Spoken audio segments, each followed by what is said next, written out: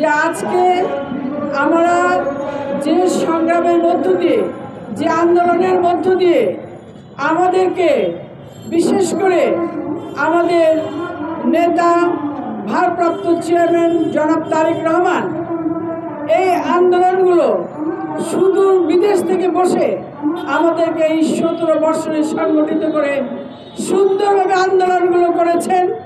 এবং আপনারা জানেন একের পর এক জেল জুলুম আমরা খেটেছি। 45,000-এর উপরও জেলখানায় ছিল। এরপরে আরও বেড়ে লাস্টের দিকে প্রায় 70-80,000 লোক জেলে ছিলেন। এছাড়া অনেকে গুলি খেয়ে মারা গিয়েছেন, অনেক হত্যা হয়েছে, অনেক আয়না ঘরে ছিল। এই যে সুদীর্ঘ আন্দোলন করেছে বিএনপি, যা আমাদের তারেক রহমান সাহেবের নেতৃত্বে হয়েছিল, এ কথা কারো বোধহয় বলার বাকি থাকে না। এরপরে আমরা কি দেখলাম? আমরা দেখলাম কোটা আন্দোলন। সেই কোটা আন্দোলন কিসের জন্য? ভর্তির জন্য। তাদের সমন্বয়কারীরা শুরু করলেন। সেই কোটা তো কি চেয়েছিল ভর্তির। কিন্তু এই আন্দোলনকে সুকৌশলে তারেক রহমান এমনভাবে ঘুরিয়ে নিয়েছিলেন যাতে করে আন্দোলনটি ছাত্র জনতার আন্দোলন হয়ে আমরা তখন এই গণ অভ্যুত্থানে পরিণত করেছিলাম। আজকে তারা দাবি করে এই শুধু নাকি তারাই নাকি এই আন্দোলন করেছে। এই আন্দোলনের ফসল আমাদের বিএনপি সহ সারা বাংলাদেশের আপামর জনতার।